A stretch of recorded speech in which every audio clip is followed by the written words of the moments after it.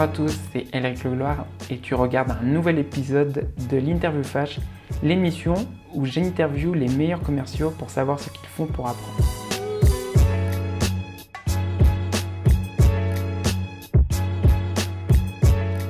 Aujourd'hui, je reçois Coralie de Rovere, Account Exécutif Europe pour Salesloft. Donc Coralie, première question, quelle est ta semaine type de travail ?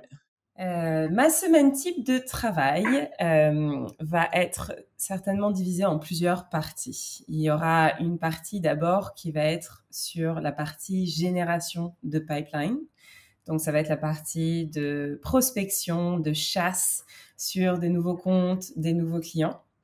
Et la deuxième partie principale va être sur le management de cette pipeline. Donc, ça va être de m'assurer que je puisse faire avancer les deals et les opportunités que j'ai sur lesquelles je travaille pour les amener à signer et pour les onboarder. Ça, ce sont les deux parties principales de ma semaine. Ensuite, évidemment, il y a d'autres choses autour de ça qui vont être autour peut-être de meetings internes, de formation ou de passer aussi du temps avec mes clients actuels pour voir si tout va bien, si je peux les aider, si on peut faire des sessions de bonnes pratiques, etc. Qu'est-ce que tu sais sur ce que tu fais aujourd'hui justement en tant que compte exécutif que tu aurais aimé savoir quand tu as commencé ? Avant d'être account exécutive, j'étais SDR, Business Development. Et comme tous les SDR et Business Development du monde, je crois, j'avais très envie de devenir account exécutive très vite. Et il me semblait que mon travail était très difficile et que le travail des account exécutives était tellement plus simple puisque la relation avait déjà commencé avec les prospects. Et j'aurais aimé savoir que les choses ne sont pas aussi simples et que ce n'est pas tout blanc ou noir et qu'il y a beaucoup de compétences que l'on doit développer lorsque l'on est account exécutif qui ne sont pas les mêmes que celles que l'on développe lorsque l'on est SDR. Et j'aurais notamment aimé savoir tous les aspects auxquels j'allais être confrontée sur mes premiers deals pour me sentir plus en confiance. Donc, quand on est account exécutif, on devient consultant, on devient professionnel tech et IT, on devient à moitié professionnel Lego et sécurité et GDPR, etc., etc. On a une partie un peu customer success, une partie onboarding. Et j'aurais aimé savoir qu'il fallait que je me prépare à comprendre tout cet écosystème pour pouvoir avoir un processus de vente qui fonctionne et pouvoir assurer de bien préparer mes prospects à l'expérience qu'ils auront avec la compagnie. Qu'est-ce que ton plus gros échec professionnel t'a appris ? Il m'a appris l'humilité, il m'a appris la patience. Les échecs, on en a tous, on en vit tous, et ce n'est pas une fin en soi. Ce n'est pas fatal. Et ce qui est important, c'est toujours d'en sortir grandi. Et pour pouvoir en sortir grandi, il faut avoir la force morale de regarder en face les choses qu'on n'a pas bien faites, les choses qu'on aurait pu mieux faire, prendre la responsabilité qui est la nôtre sur ce qu'on aurait pu mieux faire et se développer en tant qu'individu. Et j'étais impatiente et je pensais pouvoir tout bien faire et ça m'a appris à être plus patiente et plus humble. Quelle est la chose qui t'a le plus aidé à accélérer l'apprentissage de ton métier de compte exécutif ? C'est l'outil que je vends qui a une partie coaching et qui a une partie recording sur les calls. Ce qui fait que j'avais la capacité, dès que je suis arrivée dans l'entreprise dans laquelle je suis aujourd'hui, de m'imprégner de toutes les bonnes choses que toutes les personnes très successful faisaient déjà dans l'entreprise. Donc, j'ai regardé énormément de vidéos, énormément de démos. Je suis allée voir les meilleurs calls, les meilleurs négos, les meilleures discussions autour d'objections pour pouvoir apprendre plus rapidement et être dans une position efficace et effective rapidement.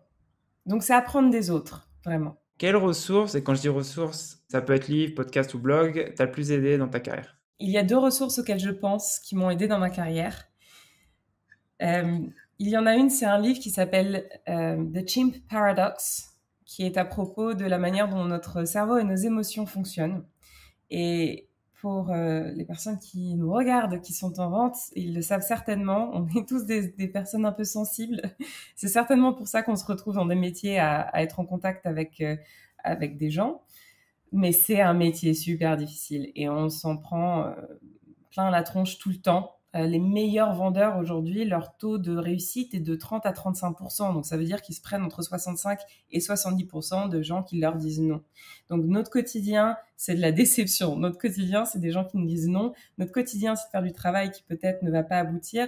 Notre quotidien, c'est de la frustration. Donc, c'est hyper important de pouvoir faire la part des choses et ne pas se laisser envahir émotionnellement lorsqu'on est dans des situations difficiles. Et c'est un vrai travail à faire. Donc, The Chimp Paradox, c'est un bon livre pour pouvoir mieux se gérer émotionnellement.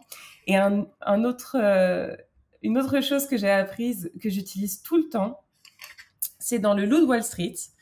Je ne sais pas si vous vous souvenez, mais Léo appelle toujours 2 fois. Et il dit, il ne faut jamais appeler qu'une seule fois, il faut toujours appeler 2 fois ses prospects. Et je le fais tout le temps. J'appelle toujours 2 fois. Et la plupart du temps, les gens, ils répondent toujours la 2e fois. Pour terminer justement l'interview, si tu avais un conseil à donner à une personne justement qui commence dans un poste de compte exécutif, quel serait ton conseil? Mon conseil pour quelqu'un qui commence en account exécutif serait de créer de bonnes relations internes dans la boîte, puisque les ressources dont vous allez avoir besoin au travers de vos opportunités de vente vont être très importantes et vont être facteurs de réussite et vont vous permettre de vous développer, mais surtout d'être un vrai accompagnateur, un vrai consultant, de pouvoir vraiment aider à la vente et aider à l'achat la personne qui est de l'autre côté de l'opportunité. Donc, très souvent, on dit quand vous êtes account exécutif, quand vous travaillez sur un deal, il faut que vous ayez mappé toutes les personnes qui vont être influenceurs de ce deal, évaluateurs de ce deal, decision makers sur le deal. Mais il ne faut pas oublier les personnes qu'on a autour de nous en interne dans la boîte. Il faut que vous vendiez aussi bien en externe que vous le faites en interne. Donc, ne sous-estimez pas. Créez de bonnes relations avec les autres départements, avec la finance, avec le légal, avec le marketing. Les meilleurs éléments dans les entreprises sont les éléments qui sont cross-fonctionnels et ça va vous permettre d'être dans des positions de réussite. On arrive à la fin de cette interview flash. J'espère qu'elle t'aura plu et que tu auras appris quelque chose, car l'objectif de cette interview, c'est de te faire découvrir comment d'autres commerciaux font pour apprendre. Si tu veux recevoir plus de contenu sur la vente, j'envoie une newsletter chaque dimanche où j'y partage 3 contenus et on est déjà plus de 370 inscrits. Si tu veux t'inscrire, c'est thesalesgame.substack.com et je mettrai le lien aussi dans la description. Je te dis à bientôt, ciao!